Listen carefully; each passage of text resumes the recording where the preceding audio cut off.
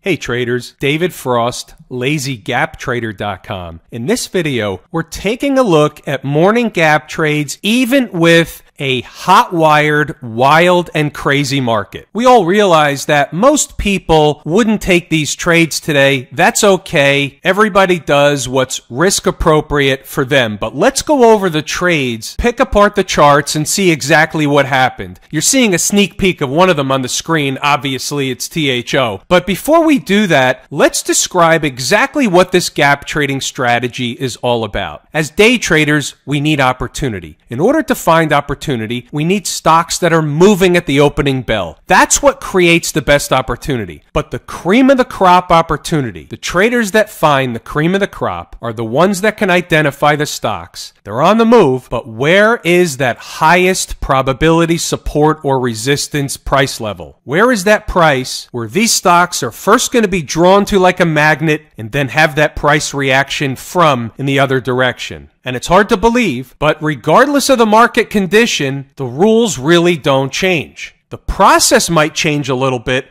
the way we play the game may change a little bit, but the rules really don't change. I'm going to explain that in this video. For now, let's skip over what gap trading is all about. If you don't know, please go back and check some of the hundreds of other videos that are on this channel to find out exactly what this strategy is all about. For now, let's just jump into the charts and see what happened on a day when everything was just getting thrown out with the bathwater. So by now, we know the other thing I do is give traders an opportunity to get my gap trades sent right to their inbox at 9 o'clock a.m. Eastern Standard Time, 30 minutes before the opening bell even rings. Now this morning, we had 4 potential trades on the board. There were a lot of stocks moving, but based on the current charts, these are the 4 I thought presented the best opportunity on the board for us. Now we have to pay attention to something else. We know the market was a little bit haywire today, so traders need to exercise caution today. If you're unsure or don't have the experience trading markets that have extreme volatility, best thing is to step aside and remain a spectator. Stops should be wider. Keep that in mind because we're going to look at one where that comes into play, and share size should be smaller. That's how we reduce our risk on days like today. Do I do that? You better believe I do that. The first one that hit its price target today was Children's Place, PLCE. Gap lower, support levels are 104.12 and 97.42. Stop and profit target is about 50 cents to $1.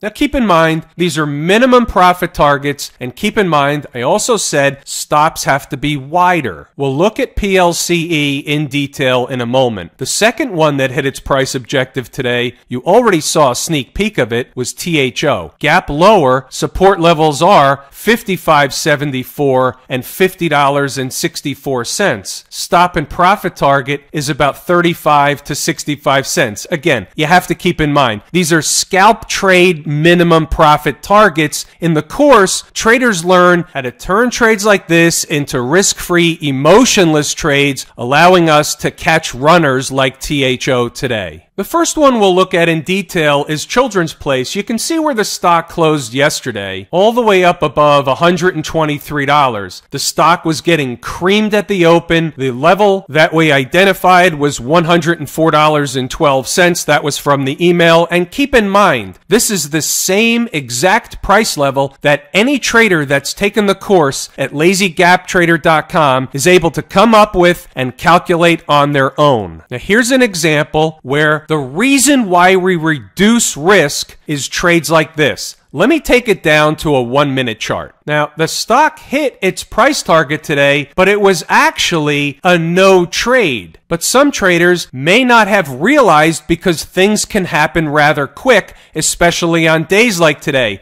But this first minute of the day made a low of 104.31, missing the target price just by pennies, and just a minute later, the stock was already at a high of 108.47. That's the type of rally we were looking for off that level. It's too late. It already happened. When it comes back down, it may happen again, but it's certainly not the same trade. We don't want the sloppy seconds. How about Thor Industries, THO? This one is in the ridiculous camp, but it does happen over and over. We had one just like it earlier in the week. The stock closes yesterday above $64 a share, getting a haircut at the open. We identify a price level of $55.74. Anybody that's taken the course can identify the same exact price level. What was the low in the first candle of the day? $55.74. The rest is history. They even gave you another bite at the apple, but nevertheless, I'm not saying everybody may still be holding the stock. I'm saying the stock ripped higher off that level and at a bare minimum got $1.30, the high 57.11, 2 minutes after the stock hit 55.74. Did every trader get filled? No. Did some traders get filled? Yes. What's more important to focus on is what we're looking at here, the why behind the strategy. Once traders understand why this works, they have an entirely different outlook on trading. They have an entirely different expectation of what's supposed to happen at specific price levels, and it's been proven that it happens over and over and over again because we see it happen over and over and over again. So when you remove the guesswork away from trading and you add back in confidence, it changes your trading for good. Doesn't work 100% of the time, nothing does, but it certainly works the majority of the time. Anybody that wants to learn everything they need to know in order to trade the gaps successfully, come over to check out the course at Lazy Gap Trader. I'm David Frost,